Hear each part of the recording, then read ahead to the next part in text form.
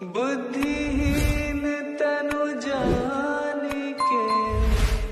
everyone. Welcome back to the Hanuman Healing Hour. This is Jaitra Das. We have a really special guest today with us, a guy I've met off of social media. I've kind of read some of his work and his books. We have with us today Jeff Eisenberg. He's also known as the Fighting Buddha. He's a grandmaster level martial artist, meditation teacher with over 40 years of training, 25 years of teaching experience. He runs his own dojo. He is a very interesting guy, nearly 15 years, and trains thousands of children and adults in martial arts. He has also worked as a bodyguard, investigator, director of crisis response, emergency psychiatric ward of a major hospital. He is also the author of 2 best-selling books, Fighting Buddha and Buddha's Bodyguard. So without any further ado, I would like to welcome to the podcast, Jeff. How are you doing, sir? Good morning. Thank you. Really grateful to be here. I'm grateful you asked me to do this. Definitely. So could you give the audience a little kind of just background of who you are, how you got involved not only in martial arts, but also as a meditation mindfulness teacher? Sure. I was not the average kid that was into football and baseball. And at the time, without giving my age away, in the early 70s, Saturdays was designated to the great Kung Fu movies. And at the time, the TV show Kung Fu was on TV. And watching those movies and watching that show, and this is interesting to me personally, as I've always felt drawn to everything Eastern from as long as I can remember. And in my house when I was a kid, there was always Buddhist statues and Eastern art, and my mom painted, and all her subject matter was Eastern. And so you would think, I was a kid of the hippies, and we were meditating all the time. And she was mad at me because I wrote in the introduction of my book, I said no meditation, but lots of medication. So, but I always felt drawn to everything Eastern, and martial arts was enticing to me. But the interesting thing is, it wasn't the fighting or the techniques as much as it was, I don't know if you've ever seen the original Kung Fu show, but there was always segments where Hanuman, who was the student, would meet with Master Po and have the Zen master-like interaction where he would ask his questions, and Master Po would give his poem-like answers, and that's what really, for some reason, resonated with me. Is I was like, I want a master. I want someone to answer all these questions that, the questions I had were not, in hindsight, were not normal to, a 10-year-old. Right. They were much deeper and much more insightful. And, I look at that as something of a divine grace more than anything else, or some kind of past life. But anyway, long story short, my mother, it wasn't like it is now with a martial arts school in every strip mall. Mm-hmm. So back then, she found a judo school for me, which was like 5 pounds away. So, she was willing to do that transportation for me. And amazingly, ironically, she's texting them right now. How are you doing? So I love the way serendipity was. We're talking about her. Yeah. So anyway, the great thing was this judo school she found was one of 2 legitimate Japanese judo masters that settled in New Jersey. So I was very fortunate to train with someone really high level and authentic, and that started my journey of martial arts, which my attitude with martial arts has always been, whenever I got a black belt, I always then changed arts and put on a white belt again because I just was a consummate student.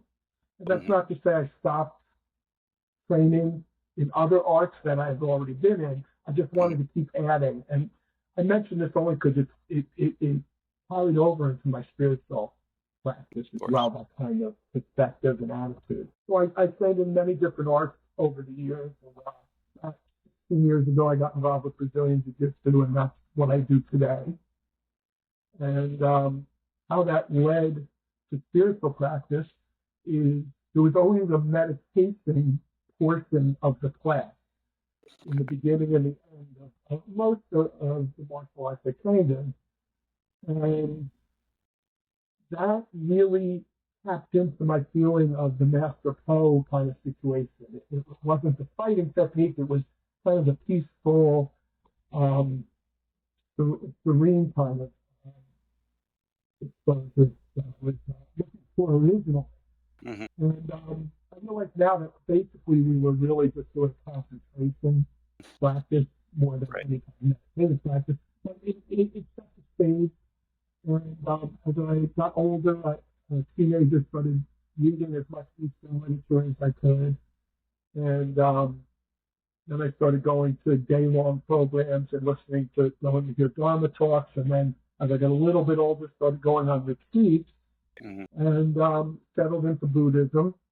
And I was in Buddhism for about 15 years of eclectically studying. And that carried over from martial arts because as a martial artist and an American martial artist, a lot of guys, that myself and a lot of people that started back in the 70s, it was a very, very traditional, subservient kind of atmosphere. And each martial art was separate, and it was blasphemy if you went and trained somewhere else. And, you know, it was a lot of that kind of stuff. And, you know, I realized no one martial art had all the techniques I was looking for. And this was very against the grain back then, but I just started training with different teachers and different arts.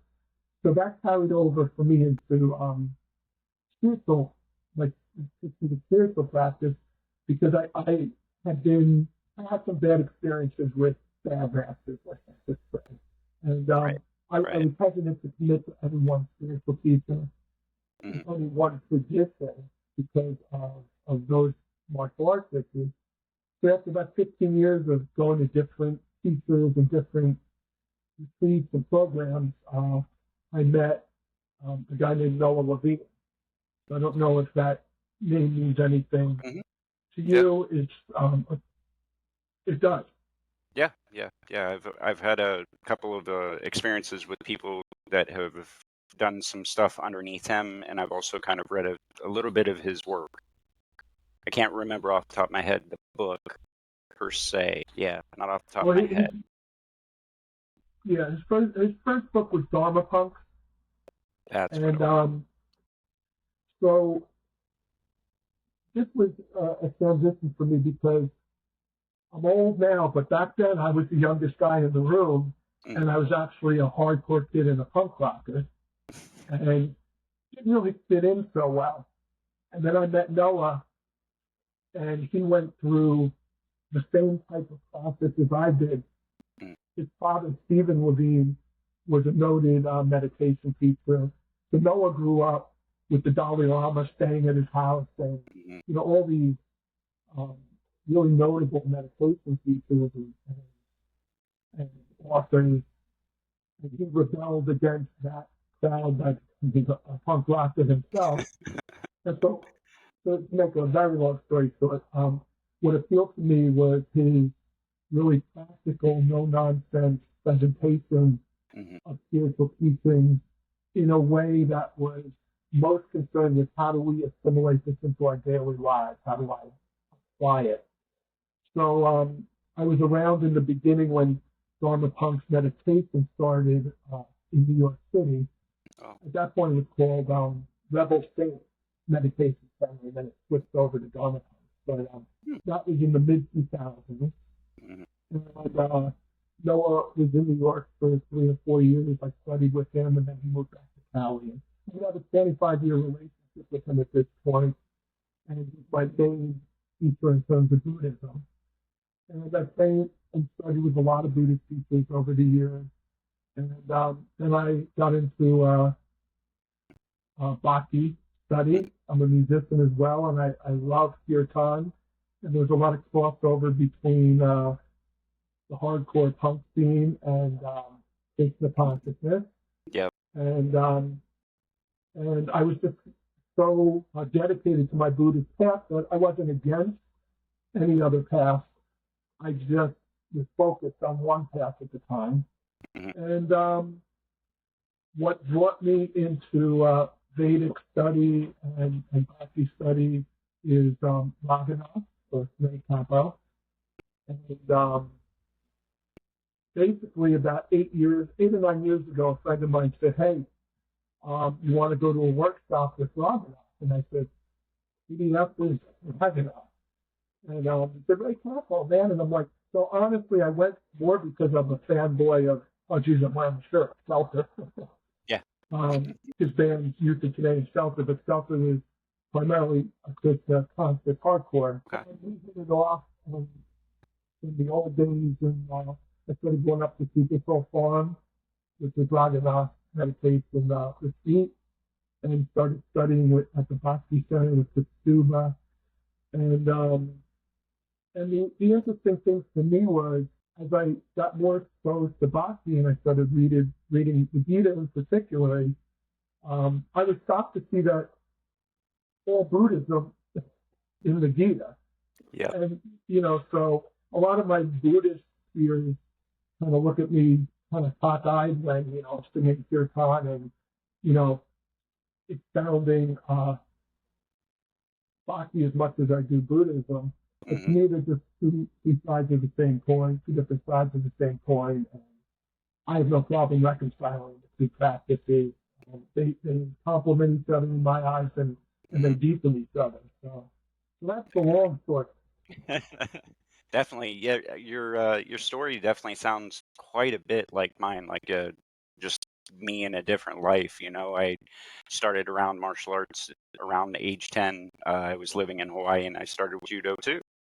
And very much, I did grow up in a majority Christian household, but my aunt, or my mother, she had a book. It was a book from the late 1950s, early 60s, and it was about Gautama Buddha and Siddhartha, right? And I think I read that thing probably 60 times from the time I was 12 to the time I was like 16, right? And it annoyed her. I'd walk around with my mala beads and all this other stuff, and but I definitely understand what you're saying. And for anybody that isn't familiar with martial arts, Jeff is 100% correct. There's usually, in most martial arts classes, there's this good anywhere from 2 to 5 minute period where you sit down, you cross your legs, sometimes you kneel, but you take this moment of concentration to get into a mindset for what you're about to do. Not only the physical activity of kicking and punching and things maybe the Western mind thinks of martial arts, but also the idea that you are developing this skill that at some point, if you use, you need to be able to use in a way that is the most humane way possible. If I'm, on the same type of martial arts path that you are. And then same for me. I developed through that martial arts, I developed an affinity for Eastern culture and started with Buddhism. And then for me, I found videos online just before the pandemic, right, of Ram Dass. And it felt like I knew him. It felt like I had met him. It felt like he was there. And then in 2019, he passed away. And part of my story is that, and you may relate with this, is that he has continued to give me advice. He's continued to be present even in a spiritual astral form, there's this presence that he's developed. Having trouble hearing you. Are you? Having trouble hearing Okay. Let me see here. you. I missed a little of what you said about Ram Dass. Oh, okay. Is that any better? Much better, yeah. Yeah, okay. Might have been the mic. I was basically saying how after Ram Dass passed away in 2019, that he still continues to kind of be a presence in my life, right? He still continues to give, I don't want to necessarily say advice per se, but there's this attribute of him that still exists in much of my training. And it developed from that Buddhism to the idea of bhakti, right? The loving practice of certain different Hindu beliefs, right? So one thing that I really liked about you, Jeff, was you have this TikTok channel, and on your TikTok channel, you do basically little Dharma talks, right? And I've seen you do them in larger scales too, but I think the way that you're doing them on TikTok is very reaches kind of that younger demographic that doesn't necessarily have the understanding or the ability to go to a 4 or 5 day retreat, right? One of the ones that I saw you do was I believe you called it the 8 worldly concepts. You speak a bit about the concept of the middle way, right? And for people that don't really know much about Buddhism, right, there's the tantric way, or the way of doing things kind of hard and difficult and beating your head against the wall. And then there's the way of completely giving up everything, if it helps to relate, maybe becoming a monk, right? Could you speak a little bit on your idea of the middle way, and how maybe you utilize that, kind of like you were saying, not only in your kirtan practice, but just in general in life? Sure.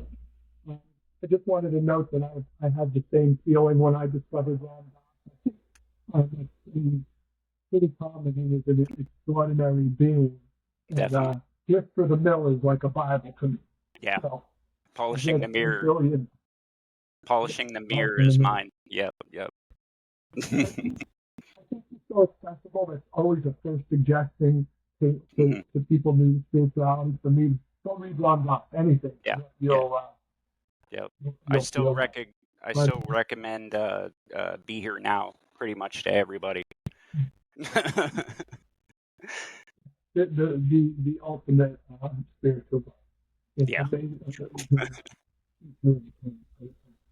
Definitely. Yeah. So your point with I guess that's they're called the vicissitudes. Mm-hmm. And I just like to make it more accessible. I call them the 8 worldly concerns.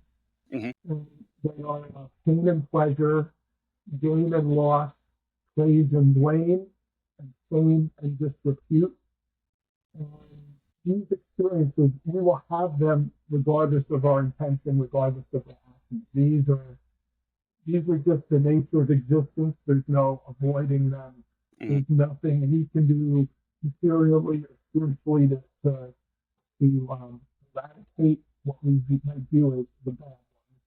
Which brings up another point about them is, at first glance, 4 of them look healthy and wholesome, and 4 look unhealthy and unwholesome, or good or bad.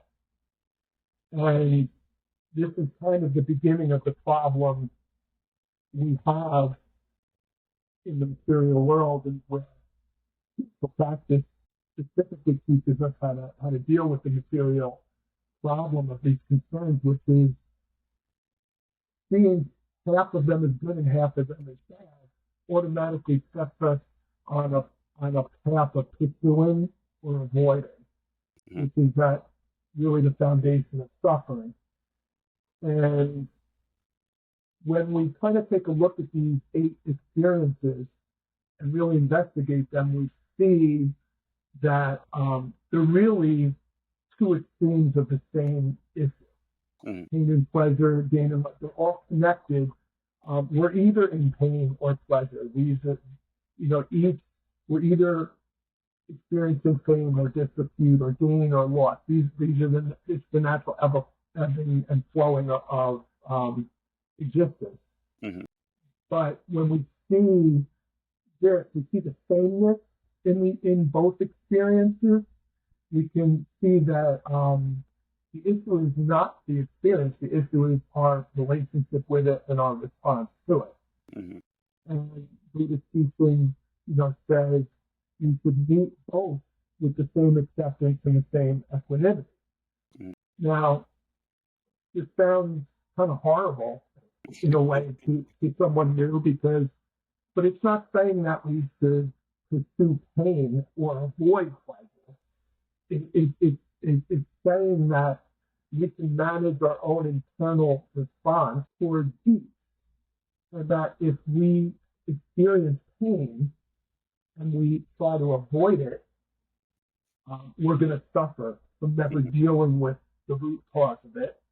And the more we avoid, the more we just keep compounding that pain, and the suffering gets worse. Mm-hmm. And with pleasure, people might say, well, how can I suffer from pleasure? And honestly, I think we suffer more from pleasure than we ever do from pain. I think pain kind of brings out that natural, like, let me, grit my teeth and go through this and get to deal with it. Mm-hmm.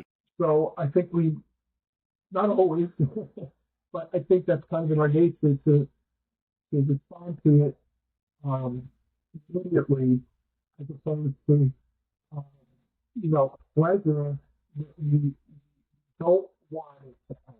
Pain we want to end. So we tend to go do things to end it.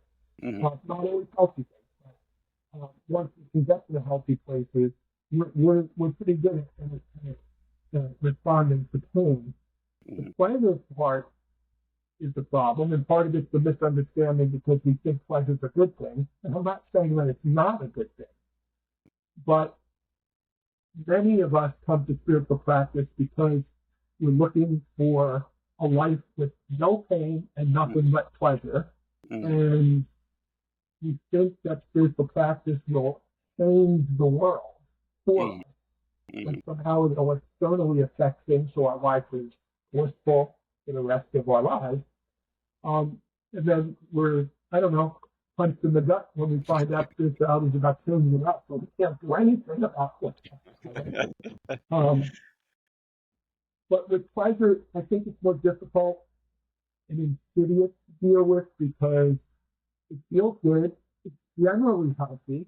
I mean, push away, all the unhealthy pleasures that people exploit. And that's another thing, too. Sometimes we need to realize that something pleasurable in and of itself is not good or bad. It's just what it is, and it's how we are intentionally using it and our behavior based on it.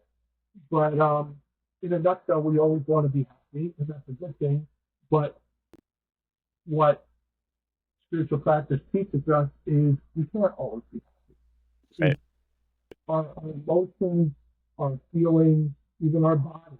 Our body and our feelings and our mind, these things ebb and flow, they change, they're temporal. And we're always looking for something permanent. So we start pursuing pleasure, we try to cling to it, we try to recreate it. I mean, it's the root of most of society's issues, even just in the normal course of living. How many people have relationships that they keep them on life support, but they try to pursue that pleasure, recreate what it maybe once was, and everything else you can think of. Yeah. So, we try to face pain when it's present, engage it, because it'll dissipate on its own. The irony is we avoid it thinking it'll go away, but it just makes it more ingrained. Mm-hmm. And if we face things, if we face things the way they are, instead of trying to make them the way we want them to be, we would never. It's all about me trying to control everything and make it how I want it. So when pain's present, we engage it, we deal with it, we do what we have to do in terms of, the footwork, and it'll dissipate. Mm-hmm. We want it to go, but in essence, our unhealthy management of it keeps it present. And then when pleasure is present, we enjoy it till it's over, without trying to cling to it or pursue it. And I like to think of, and I guess I'm segueing a little into the middle way, because the middle way in my eyes is, how do we do this? How do we walk in the middle of these 8 experiences Mm-hmm. and find that equanimity between the two? So we'll always have pain and pleasure, or suffering and bliss, but the middle way talks about being balanced within. Mm-hmm. And at any point, if you want to jump in, just give me a signal, because there's a little delay, so I don't want to just keep talking and talking and make. Okay. You're good. You're good. The middle way. I want to talk about the middle way before we talk about how to live the middle way. Right. Because I think a lot of people misunderstand the middle way. Mm-hmm. And it's one of those. It's almost like karma and the middle way is like made it into mainstream language. Like people that have no interest in spiritual practice, they've heard karma, they've heard the middle way. And, right. But there's a definite misunderstanding, I think, within the spiritual world, and a lot of time, even with long-term practitioners. Mm-hmm. And my opinion about that is, you'll hear someone say the middle way is like an oasis. You can find peace and safety and security, and it's a place you can be okay within difficulty or chaos or thought. And I agree with all of that, but the misunderstanding comes that people will think the middle way means they'll always be happy or blissful and feeling good. And that's the misunderstanding I tend to run into when I mentor people or give teachings or just talk to people. And that middle way for many becomes almost a disassociative bypassing situation.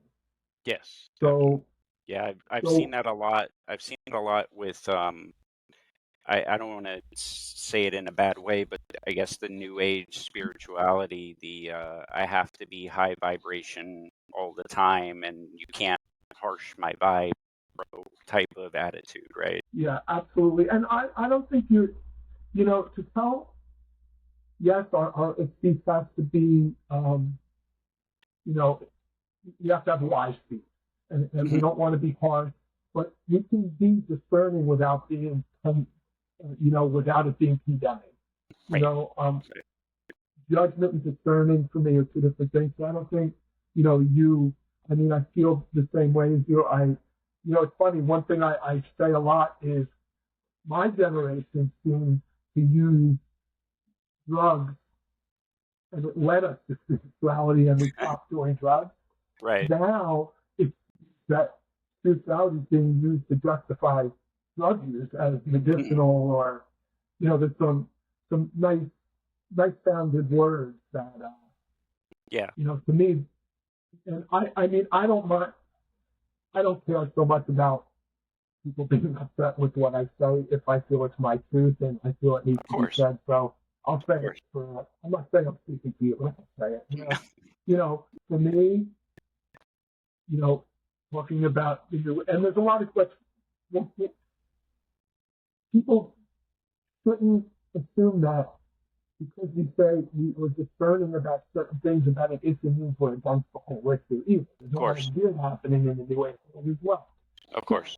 From my vantage point, I like certain words, medicinal use has become some kind of justification for constant or habitual use and abuse. Polyamorous to me is just being promiscuous, and hopefully it's not because trauma hasn't been dealt with. Right. So I don't want to get off on the talk, but there's a lot of things going on in the name of spirituality that are really, really unhealthy. Right.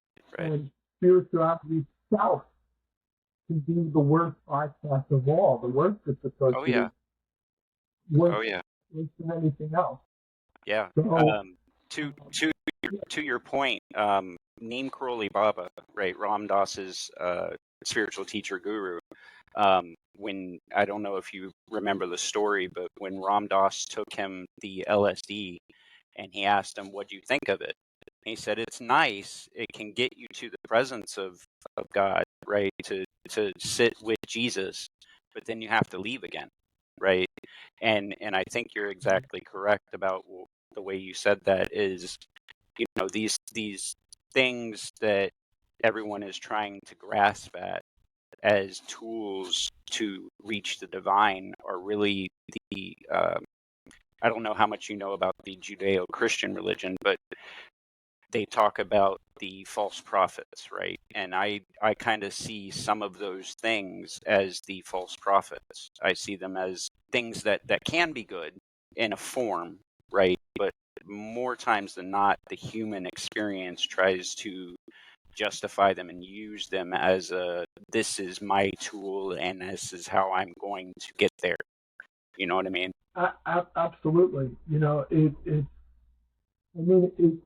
kind of human nature Hmm. to take the easier, softer way, so to speak. Yep. To find a shortcut, and there's absolutely no shortcuts in spiritual No. practice. And and I want to be clear. I'm not. How I live my personal life is, whatever you do, if it's good for you and you're not hurting yourself and you're not harming others, then more power to you. And I think Exactly. that's Yeah. important. We should discern with. I don't care about talk. I care about the walks. What's is someone walking the talk? Well, I do care about the talk. The talk is insane. Right. If the talk being healthy doesn't mean the person's walking it, and we can take from that, but maybe that's a person we choose not to be our teacher. Hmm. Sometimes the Yeah. healthiest thing to do is leave a teacher, not find the teacher. Exactly. Yeah. But yeah, so I don't begrudge anybody what they do in their lives. It's like I absolutely know. My spiritual path is probably not appropriate for anyone, and that's because Hmm. we're all unique beings, and Of every course. spiritual practice should be different. But I do have a problem with people that really have not put the time and the work in under a legitimate spiritual teacher Mm. that suddenly hangs a single out and becomes a teacher, mixing this from Vedic, this from New Age, with this from whatever, and it's the hodgepodge of stuff. Right. And I'll say it too. I practice yoga. I Hmm. love yoga. It's an ancient tradition, Hmm. and it's reduced to a fitness Yeah. practice in most schools.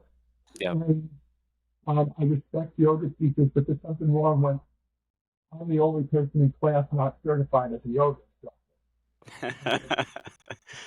Right. No, And I completely agree. That's something that's kind of irked me, and it's that's been a practice for me in, like you said, accepting that everybody has their own spiritual path and that those are okay for them, right? But for me, if I were to teach someone yoga, I'm not going to just teach them the asanas, right? I'm going to teach them the part that's more dear to my heart, which is the meditation, which is understanding the Vedic literature, understanding certain concepts that can only be grasped by practicing yoga, right? The true union with God, not just I can, put my head behind my leg, you know, type of right, idea.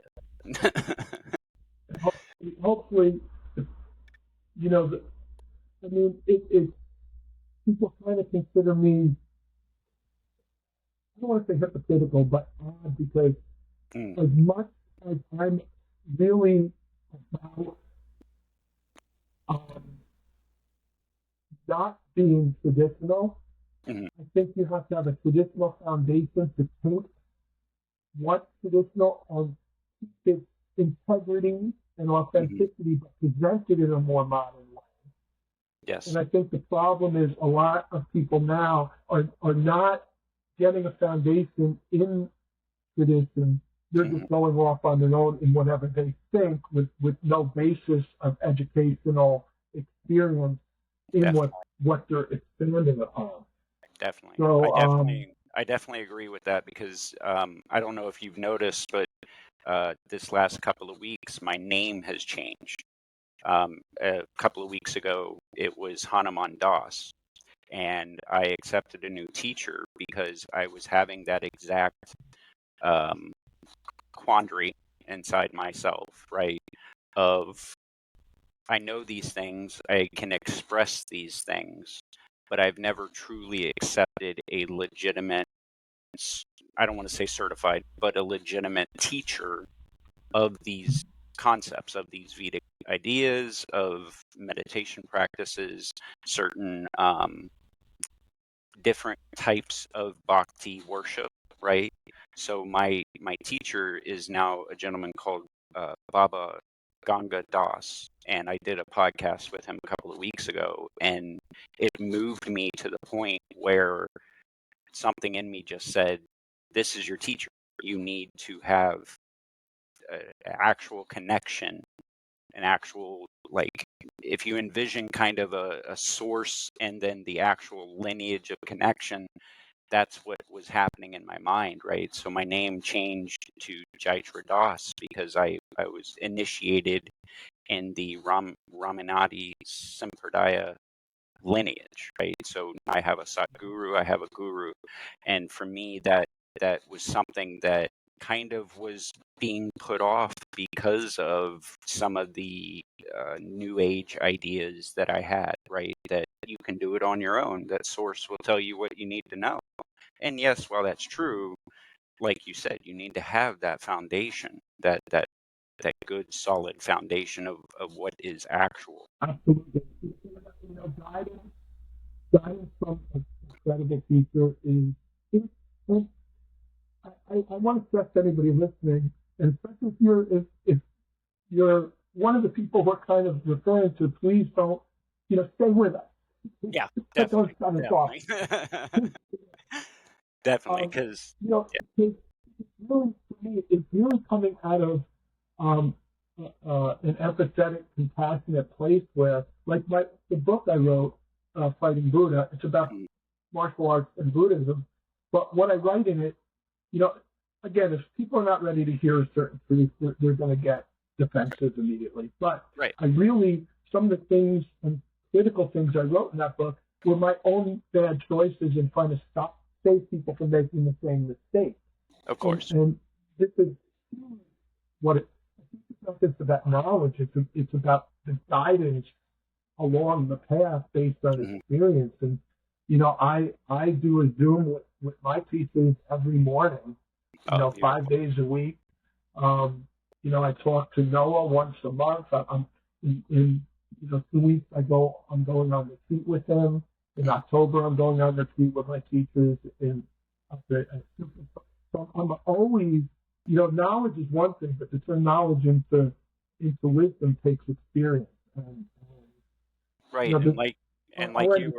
like you were saying, like you were saying with the martial arts, having that idea of always being the student, I think, is very key and integral into what we're talking about, right? Because for me, martial arts, one of the biggest things that it taught me was true humility, not I am humble idea of humility, true humility, the humility you don't have to say to someone to express, right? And I think that's what I'm feeling that we're really talking about is having the humility to see where you truly are, where your dharma truly lies, right? And moving forward with that karma, with that action into what you need to do in that moment, right? Absolutely, Yeah. absolutely. So, um, wow, that was we really segued there for a little bit. Oh, it's okay. I'll get back to the middle right, unless you have any last thoughts about this kind of segment No, that we've no, yeah. veered into. I love to hear the rest of what you had to say. As Ram Dass said, we're all just walking each other home. Right? Definitely. So, I want my, if I veer off, into an unhealthy path, I have people around me that will kick my butt back to it. And that's the reality. We all are just, human people, working and struggling sometimes with the human condition.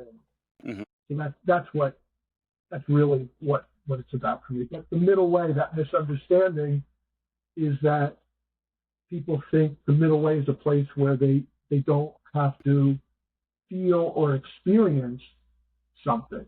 Right. So how I like to present the middle way is, if bliss is one end and suffering is the other end, the middle is, like for suffering, the middle would be pain, grief, sorrow. For bliss, the middle would be contentment, satisfaction, happiness. So I think people mistake happiness for bliss.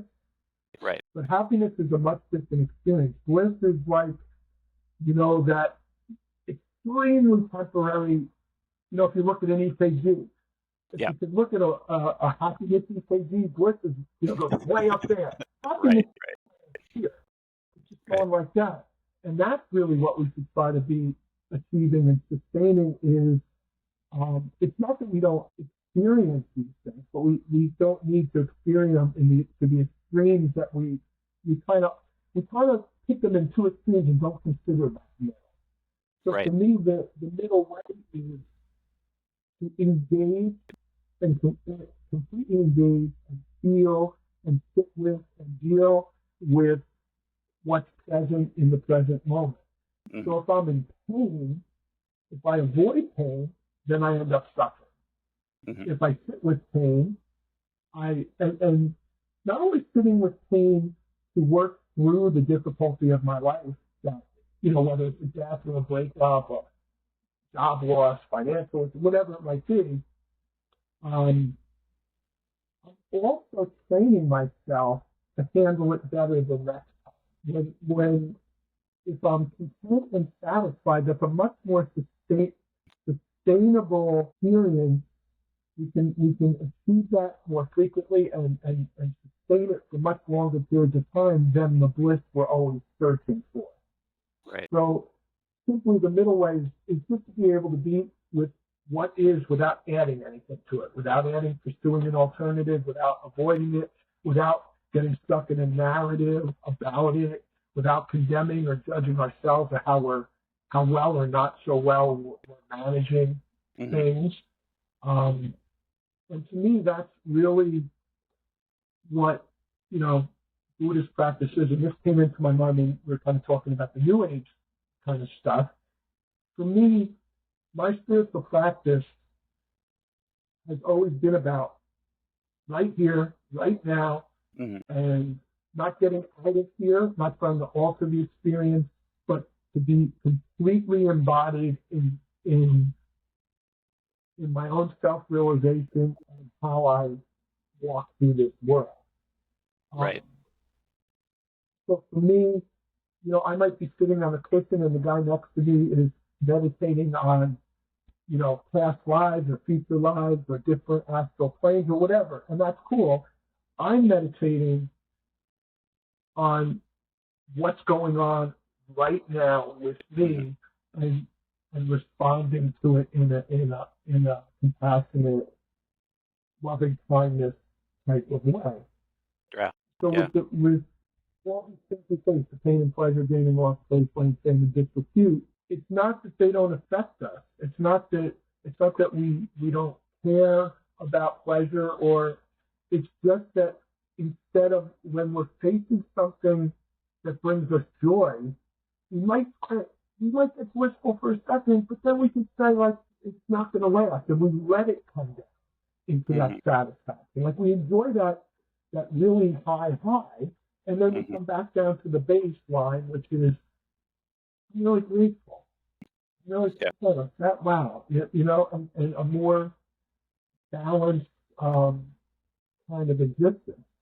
Right. Yeah, I definitely agree with that. My part of my spiritual practice, like you said, is recognizing the present moment, right? So, um, like I talked about just before, we jumped on about my son not feeling well. Part of my moment right now is understanding that he's sick, right? So instead of me wanting to go do this today or wanting to take him here today, right?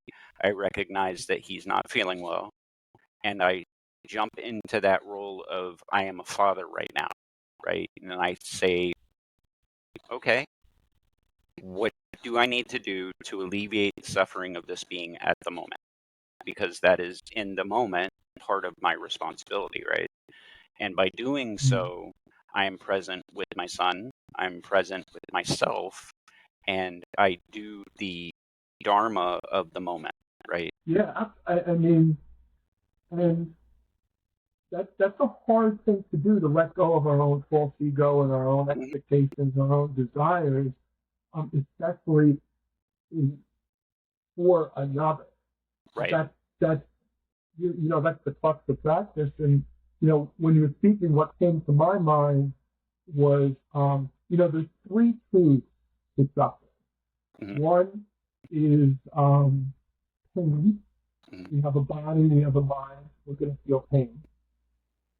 Shame, that everything's impermanent, that we want to be secure in our expectations being met, and expectations could be grandiose, or they could be, oh, me and my son were going to go do this today, but he's not feeling well. Right. So, yeah, but also, I think this is important. It's okay to feel disappointed when our expectations aren't being met. Of course. Why we suffer is because we don't have a spaciousness to accept them not being. There's no flexibility in our consciousness to accept that something we thought was going to happen is now changed. Right. The change is accepting things, to me, is huge in this practice.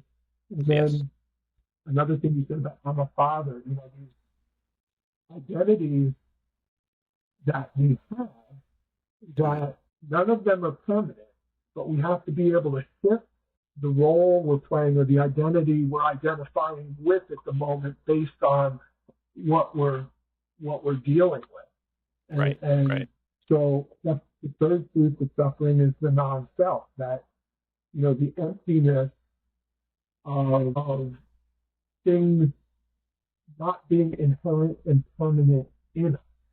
Right. If I'm trying to now take an example, because it's kind of everyone can understand pain and change, but the emptiness gets a little tricky, especially when we talk about the non-self.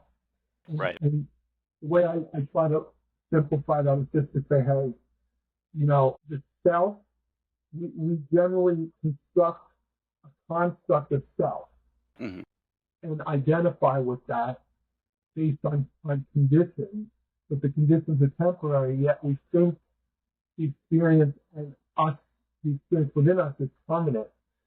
So empty just simply means that whatever, we're all unique and we have a unique experience, and it doesn't mean we don't exist.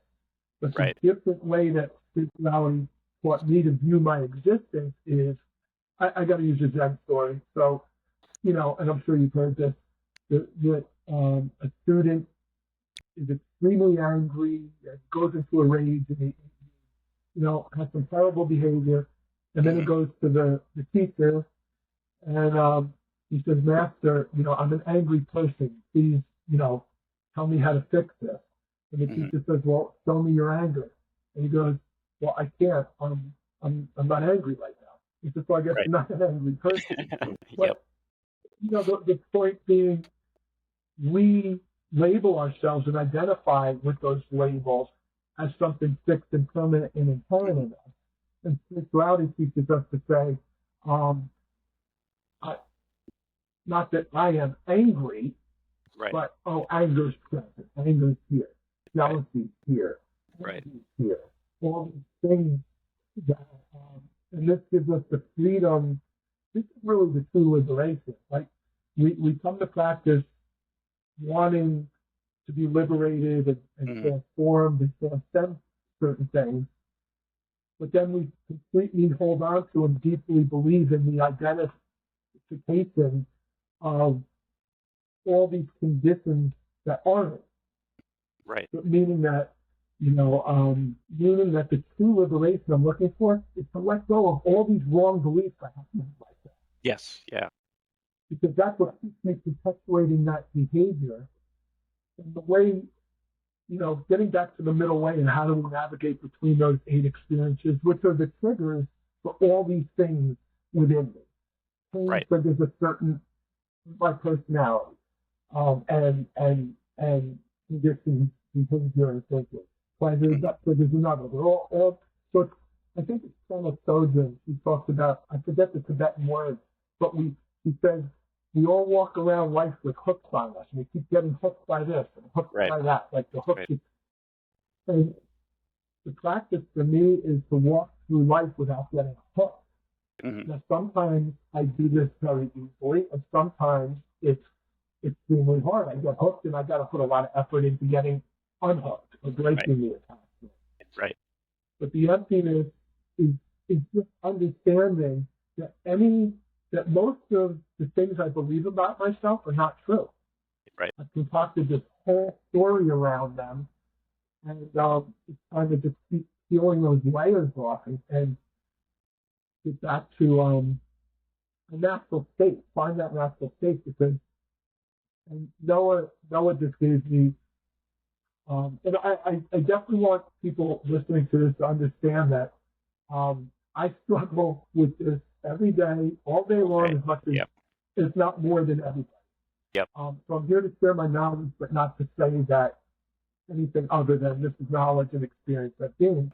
But I got divorced after 25 years, which was extremely difficult, and then she passed away, which added a whole nother. So the last year of my life has been extremely difficult. Resentment, anger, what if, all that stuff that you go through. And I was I went to Noah, my Buddhist teacher. I said, I need help with forgiveness and with resentment. And the advice he gave me was, and I love this, he said, picture anyone you have a resentment against and anger towards, picture them when they were 5, when they were a blank slate. Picture that little girl or that little boy that didn't grow up meaning to cause you harm, but was conditioned in a certain way, and that everyone that I think is an obstacle for me, well, there's 10 people behind me that consider me an obstacle for them. Right. And this whole beautiful way of freedom that comes, the release of all that anxiety and stress that was really ingrained in us through unhealthy people, conditioning us with their behavior and their attitude. And, I think moving forward is a process of not only letting go of the past, but not going through it, recognizing it, and it kind of just slowly rolls off. You kind of walk forward, and it's kind of falling off you little by little by little. So for me, Buddhist practice is renouncing, a practice of renunciation, but there's 2 sides to that. One is being reactive. So what I mean by that is I get attacked, I screw up, I do something bad, and at some point my renunciation is reactive. I break attachment and stop myself in the midst of unhealthy thinking or unhealthy behavior. The other side of that is being, what can I do just do? What new thinking and new behavior can I repetitively practice, so that when I do face certain triggers, I respond in a different way. Or if I do get attached, I can break the attachment much, much sooner. So for me, this Buddhism and Bhakti is not something I believe in. I do believe the truth of what it says, but I Right. validate that with my own experience. But I don't believe in them. I do them. And Right. I think that I believe we get whatever someone feels they get from a higher power of their understanding, whether it's Buddha or Krishna or whoever. Mm-hmm. You still have to do all that hard work, and I think that's the misunderstanding in a nutshell. Spirituality is about doing all the hard work. Right. A lot of times it's been twisted into not doing anything except rituals and certain things that end up being bypassed. Yeah, So I know I'm definitely. rambling on, but I get No, really no, no. passionate about this stuff. And the reason I'm passionate is because I'm so grateful. Like, I don't know, actually, but every video I start with, yo, grateful for another maggot-free day above the dirt. That's like my Yep. mantra. Because, Yep. whatever we believe happens after this material life, to me, doesn't matter in the sense of, I wake up, I open my eyes, I'm like, oh, God, I got another day. Mm-hmm. And I really live that attitude. Yeah. And having that attitude also lets me forgive myself for when my practice isn't perfect, when I'm stumbling, Mm-hmm. when I need help. It allows me, and it also gives me a final bottom where, there's another story. A student has a horrible day, screwing up. Every single situation is screwing up. So in Right. his mind, he's saying, I can't wait to get to the temple to meditate and see the master, and I'll feel so much better. So he goes and tells the master this, and the master says, sounds like you had a million chances to grow, and you blew every one of them. Mm-hmm. So grist for the mill. Yeah, definitely. I know exactly what you're saying. It's honestly, the last, I'd say, couple of years, how I've lived my life, it creates this. I guess the best word to say it is a fire, right? Of understanding that one day everybody leaves this planet, and yeah, you're right. It does, but it does not matter at this moment where we go afterwards, right? I'd love to believe that I get reincarnated and I get another chance, and it's not that just all the lights turn off and that's it, and boop up, you're back part of the universe, right? But if I believe right now that this moment is all that is existing, right? Because that's where I'm putting my conscious attention. I have, like you were saying, the idea of liberation. I have in that moment a space that I create where all the possibilities are possible, right? So if I need to do something, right, for myself, right, I create this space just to be able to realize that. And I think for me, understanding the concept of non-self, right? How you were saying that it can be hard to understand. I see that as that space, right? So the non-self, if I want to identify with the no self or the nobody like Ram Dass talks about, that in itself for me is where those possibilities come to life, right? And by understanding that I'm not going to have that opportunity all the time, right? Because of the idea that things change, including my human body. It will one day be in the dirt, or it will one day be set on a funeral pyre. Doing that in the moment allows me to realize that that moment is what I have, and that's what I'm in control of, right? And by doing that, that's how I allow myself to experience that non-self. And I feel, and I may not be 100% correct on this, but I feel that that is the idea of Buddha, right?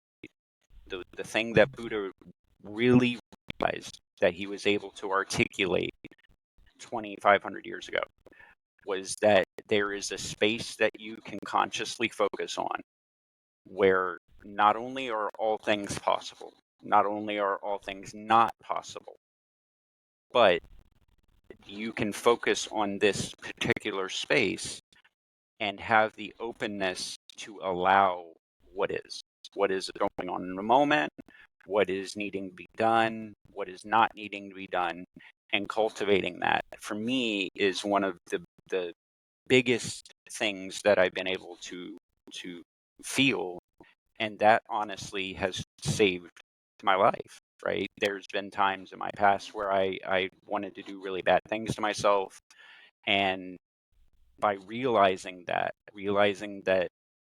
I'm not the mind, I'm not the body, and all these other concepts, I've been able to create a space where that wanting to not be here anymore, that wanting to change that in that drastic way never comes up anymore, right? And I'm not, like you were saying, I'm not saying that it necessarily doesn't, right?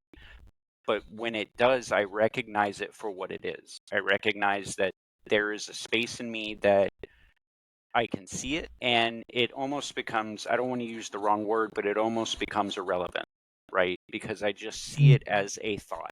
I just see it as it's old John, old whoever, trying to sneak his way back into this mind thought and get some sort of drama going in my head, you know? and Yeah. another part of what you said in one of your videos is kind of what we're talking about here, realizing that not every moment is going to be okay, right? Realizing that there's going to be happy moments, realizing that there's going to be not happy moments, right? But having that space within you to just be with that moment, right? And I think you more referred to it as I've heard you talk about being okay with not necessarily being okay, right? And creating that space. Yeah. Well, first of all, everything you just said was beautiful. Not only from a practice standpoint, but from a human standpoint. I just felt, I felt your sincerity and authenticity, and I think that's what this is about. We open our hearts and we get real. Of course. Yeah, you know what I think? I think people come to spirituality trying to find a way to make everything okay, Mm-hmm. and myself included, are a little taken back to find out that what makes it okay is accepting it's mess. Yeah. And, you know, Yeah. and I think for me, talking about the non-self, I like to look at it as and this might be helpful to people that have really no clue what we're talking about. Yeah. With that in that aspect, non-self. If I base all my happiness on things that are temporary and will change, I will suffer whenever they leave. Right. So, using myself as an example, I was a husband. I thought I'd be a husband forever. Mm-hmm. Suddenly I wasn't. So happiness that was based on being married and being a husband, the level of suffering I was based on our level of suffering is based on our level of attachment to what's causing the suffering. Right. I'm a guitar player. If I start getting really bad arthritis and can't play anymore, if my happiness is based on being a guitar player, I'm going to suffer. But if I accept that one day I might not be able to play, I'm not going to suffer when that day comes. I'm a martial artist. You're a martial artist. I'm getting up there and I'm feeling it. I'm on the mat 6 days a week, and I need a little more rest. I teach 6 classes a week. I roll 3 or 4 times a week. Generally, most people are 30 years younger than me, and but it's my passion. But if I'm completely identified with that for happiness, when I can't get on the mat anymore, I will suffer tremendously. Right. And I think we're talking, about how most of us have lived our lives before spiritual practice, is accepting these things that bring us happiness to never change. Right. And when they change, we're not prepared for it, and then we suffer. But another example I use about emptiness is if I go like this, what do you call it? Fist. A fist. But technically, a fist doesn't really exist. Right. It's empty of any permanent existence. It's just a concept or a label that we've given to fingers crunching together. Mm-hmm. We need labels and names to function in this world, but we give them permanent existences, and we, rather than experience, the experience of the fish is getting punched with it. That's the experience of it. Most of us get caught up in the label. This could mean I'm against you, or this could mean I'm with you. All these meanings to just, the fingers, there's no inherent fitness in this, because if I go like that, it disappears. So it exists in a relative sense, but not in an ultimate sense. My favorite example is, if I put up, I'm not going to do it, but if I put up my middle finger, we all know, we all have a meaning that we give that physical gesture. But isn't it amazing that if I go like this, you feel nothing? If I go like this, you feel nothing. But if I put up that one finger, suddenly you're losing your mind. Yep. You're offended. So, Yep. So it's really just a neurological thing of lifting the finger up. Mm-hmm. But if we're attached to meaning and labels, the emptiness of this is there's no inherent fewness.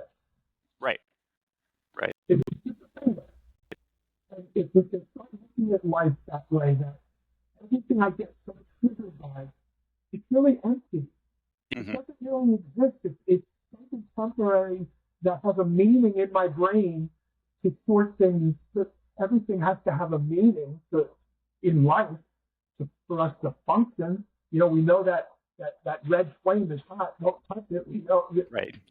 So we live kind of removed from direct experience. And I think that's what practice is about, is getting us, most of us live we live by what we think about something, the judgments about it, the narrative we add to it, rather than the true direct experience. And the scary part is so much of the things we believe aren't true about ourselves and other people.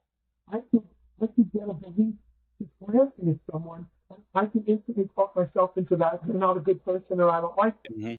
Mm-hmm. People can look at, all my tattoos, and I have been judged for that, So, I mean, it's a people thing. But,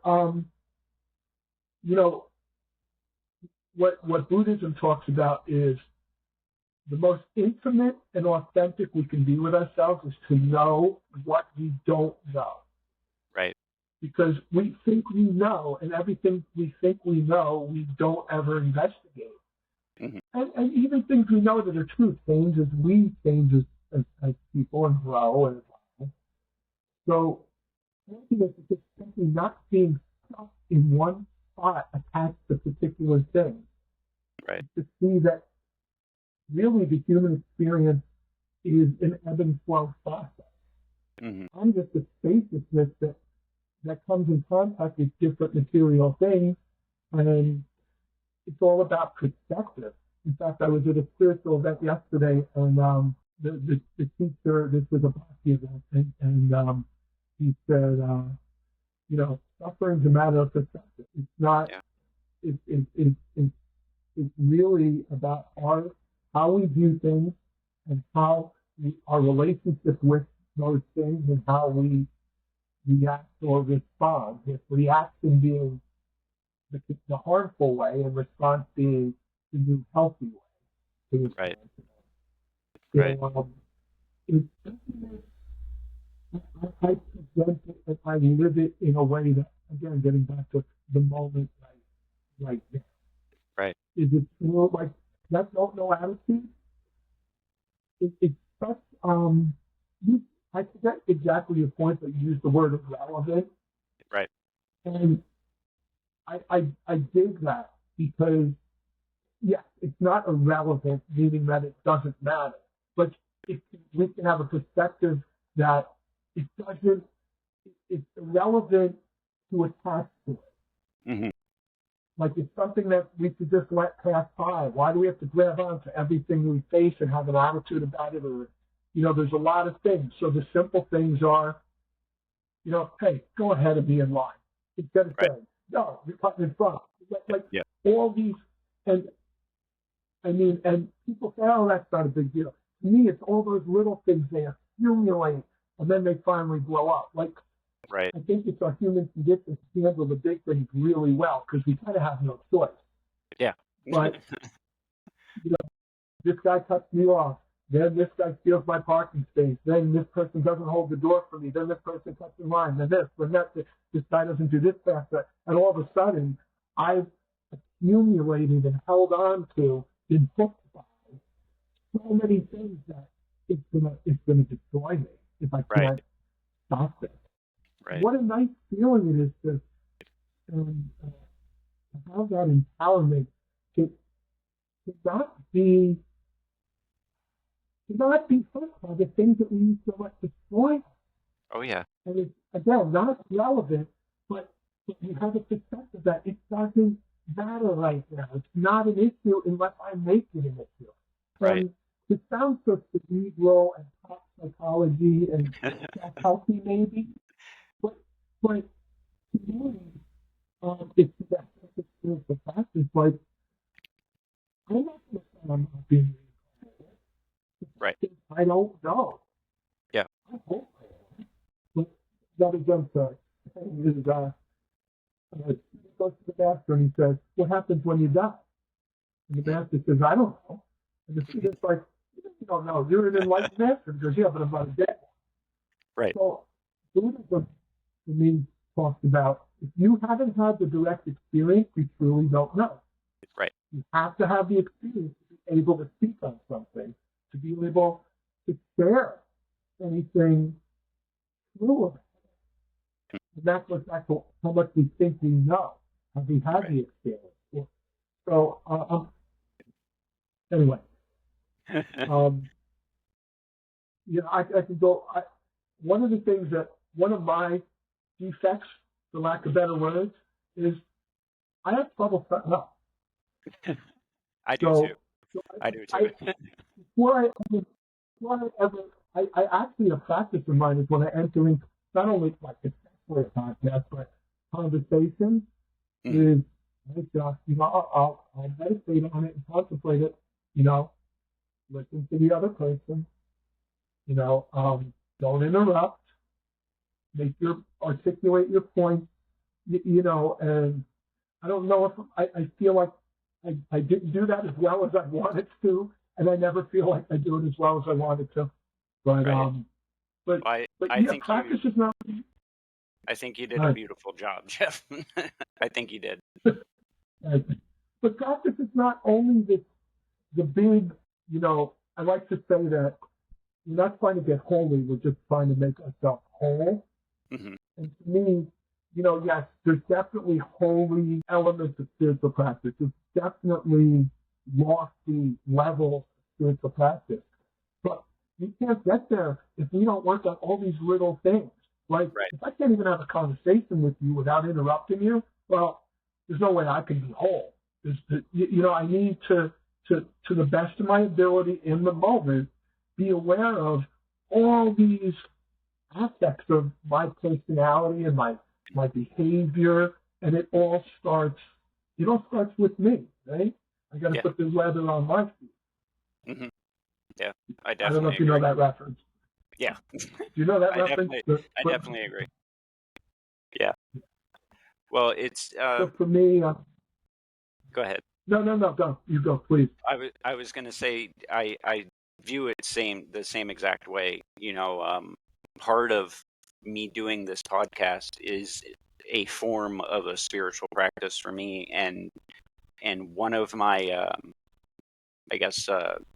subscribers, fans, whatever you want to call them, they sent me a comment the other day, and it's interesting that you said what you said, because this whole podcast I've been trying to be mindful, because one of her critiques of the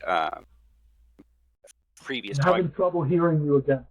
One of her critiques of the previous podcasts was that I interrupted or said yes, and did these little snippets of what I viewed as agreement right? But to her ear, she heard them as interruptions.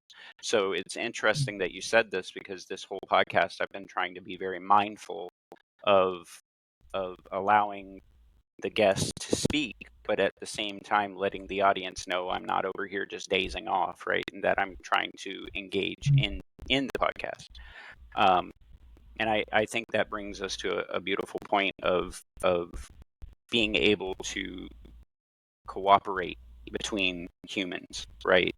Your ideas of how things may go versus my ideas of how things may go may be drastically different, but the fact that two humans can come together and agree on key concepts and key ideas, um, I think is something that is starting to become more prevalent in this world, but is still something that is very, very um, needed and should be done more, right? Because I don't know about you, but I see a lot of strife and a lot of disagreement happening, especially in America and really all over the world.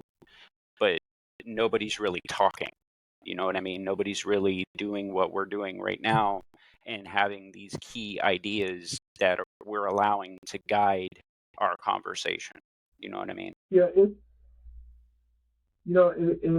the problem is going, not ironically, sad. These problems have been around since the millennia. It's like different dramas, different situations, but and this is a difficult part of my practice, because you don't want to be a spiritual practitioner that says I'm not getting involved. Right. But at the same time, you don't want to do something that is not in alliance with spiritual practice. Mm-hmm. You don't want to. You don't want anything to condone something that you don't condone. Right. So, the communication is, such a difficult thing, because you're right. I don't know what you're thinking. You're thinking, don't interrupt Jeff.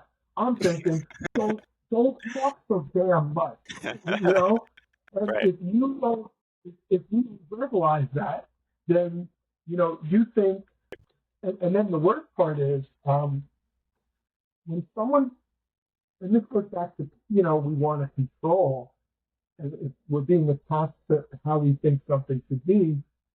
If you do interrupt it, I have a responsibility in finding that irrelevant in the scope. Like, look how quickly I can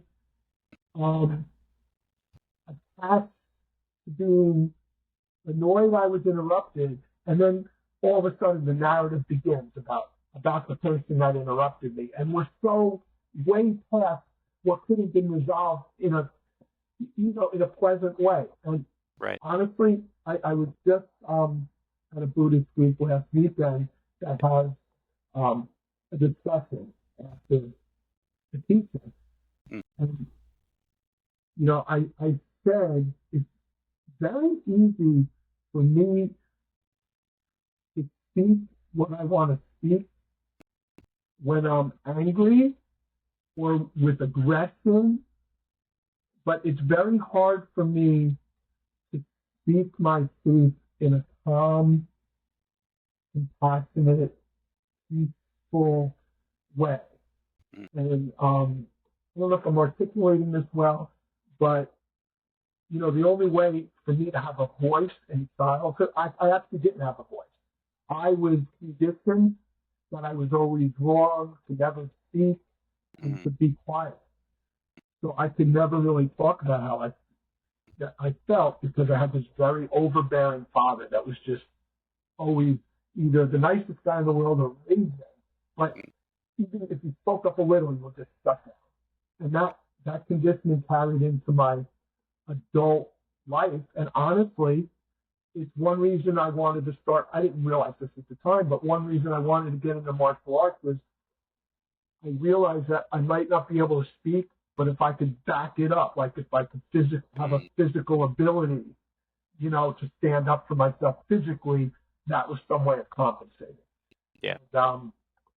But now, like if someone hurts my feelings, or if I'm hurt, it's very hard. I have to really put a lot of effort into saying, hey, I need to talk to you. Like I would, if my history has been, I'll take you out of my life.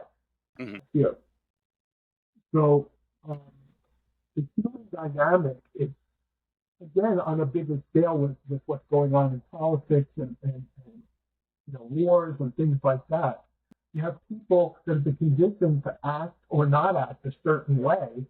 And it's like, I go back to Noah's advice about 5 years. He's 5 years old. Imagine two world leaders sitting down at a table, and one of those 5-year-olds is like me, and can't really communicate and starts just yelling at the guy. And then he gets defensive. So I know spiritual practice is the answer to everything. And, or better said, spirituality is how we were meant to be. Yeah. And we've been conditioned, corrupted, leveled down by the material experience. Mm-hmm. And that's not to say there isn't great things about it. Let's just not even go there.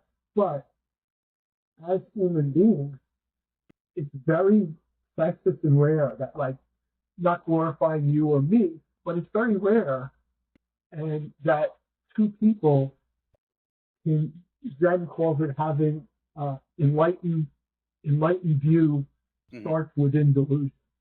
So to be in that spot of being so conditioned and so harmed and so traumatized and so dysfunctional as your way of being, and then whatever it is gives us that little insight. I don't want this anymore. I want to be a different person. I don't want to live like this. It's got to be a better way. Whatever we say to ourselves, and then we seek out spiritual practice. It's very rare and it's precious that you and I and other people have had these moments in our lives. And a lot of times at the expense of our relationships with old friends, family, we kind of have to blow up our old life to get to this new life in a lot of ways. And it's difficult. It's extremely difficult. And then once you do it, I feel like even just doing that, you know too much. You can never go back. You just gotta keep going forward. But if I was gonna have one thing I wanted someone to take away from me today, was I'm not gonna bullshit you. It's extremely, extremely hard work. But that's what makes it so rewarding and so gratifying. It's I'm turning 60 now, and I'm finally in the last couple of years. I've been in spiritual practice since I'm in my 30s. It's a long spiritual practice. But it's taken me from my 50s to get to this place where I feel like it's always been worth it, but to feel like, wow, like I never contemplated I could exist like this within my own skin and have a life like this, that this being is living. If I wake up grateful, it blows my mind. Yeah. And it's kind of like martial arts. I give this speech in martial arts. It takes on average like 10 years to get a black belt in Brazilian Jiu-Jitsu. Now, that's a long, and there's not a million stripes on every belt in between, and there's not 15 belts. It's white, purple, brown, black. That's it. Right. So, there's not a lot of reward. You have to just blood, sweat, and tears and persevere and just keep showing up. So the motto in Jiu-Jitsu is, you want to get good at Jiu-Jitsu? Just keep showing up. Just keep showing up. Yep. And that's what makes it so rewarding, because you never quit. And that's kind of my spiritual attitude. And I don't know if you know this, Jiu-Jitsu is mentioned in the first chapter of the Gita, even in the first page of the Gita. Yep. I didn't know that for many years later, but yeah, that's surprising. Right? Yeah. But I think it goes, I think, not fighting, even though, Arjuna had to do his duty, and we understand that well. But, the warrior mentality, and by warrior, I don't mean aggressive. Well, I mean steadfast and focused and not backing down from what needs to be faced and being brave. It takes so much, it took me so much courage to face myself. I could be the toughest guy on the outside, get on the mat, have matches, tap people out, whatever. But scared, it kind of was weird for me to come to terms with that. Because, I was a bodyguard and an investigator and like all this stuff that took, for lack of a better word, courage. And I couldn't hear something that someone was saying to me because it hurt too much. I couldn't say something within me because it hurt too much. I was scared. And so I liken it to martial arts because when most people start martial arts, they're afraid. They're intimidated. They have anxiety. They don't have courage or belief in themselves. And this is everything martial arts did that for me, but spirituality has done that for me on a whole other level. To be, it's amazing to be okay with what's not okay within yourself. And then it sometimes takes a lifetime or lifetimes to burn off that karma. But definitely. I definitely know what you mean, and I really enjoyed this talk with you. And we'd love to have you back on again at some point. One question I did have real quick before we go, is there any websites or any social media that you want to mention that we would also put in the description of the video, where if someone wants to come to you for advice or your martial arts instruction, anything like that, that you would want to mention? Sure. First, I would love to talk to you again. This has been one of the best podcast experiences I've had, but most of all, I don't care about the podcast. Let's just go hang out. Definitely. I absolutely want to do this again. So on Instagram, there's Fighting Buddha Dojo, which is where I not only post Dharma talks, but I also post memes. I'm working on a couple new books, and my thing is I'm trying to condense Dharma talks into the littlest Dharma talks they can be, like one line, 2 lines to make it accentuate a spiritual point. So I do a lot of memes. So Fighting Buddha Dojo is about the memes, the books, and the Dharma talks on video. And I also have Om Kirtan, Om spelled A-U-M, and that's my Kirtan band. And what we do with our music is we do a modern version of Kirtan, full band, guitar, drums, bass, keys. We do it in a Western way, kind of like a jam bandy, psychedelic, acid rock type of presentation. We do straight Kirtan, and then I write a lot of original music, which I call spiritual rock and roll, which I really write lyrics that convey Dharma. Right. And present it in a rock kind of format. Anyone can feel free to DM me with any kind of question or comment. And I'm so grateful for you asking me to do this, and I had an amazing experience talking. Thank you. Thank you so much. I definitely got a lot of, I don't want to say positive energy, but I got a lot of what I needed from our talk. It really felt really good. It kind of confirmed quite a bit of stuff for me on the inside, that space that Ram Dass talks about, the heart dayam, that center space of where your heart chakra is, for me, really filled that up. So I really want to thank you for that. You're very welcome. It's my pleasure. I'm humbled by your kind words. On that note, Raghunath likes to say, we all have a God-shaped hole in our heart, and we keep filling it with the wrong thing, and we'll never be right until we fill it with the right thing, which is With the right thing. higher power, with Krishna, with Buddha, with Yep. the energy of spirituality. So Definitely. that's what we're both working for. Filling that dossier tall. Definitely. I just want to And thank you hopefully again. helping them be people. Oh yeah, definitely. Hopefully I want helping to others. thank you again, Jeff, for being on. And like I said, audience, if anyone wants to reach him, we'll put all those in the description.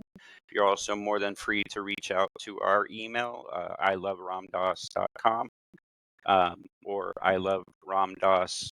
We have the email down in the description also. If you feel like this moved you at all, please definitely feel free to follow us, like, and share any of it that you want. Jeff, again, much love, my friend, and thank you so much. Thank you. Namaste.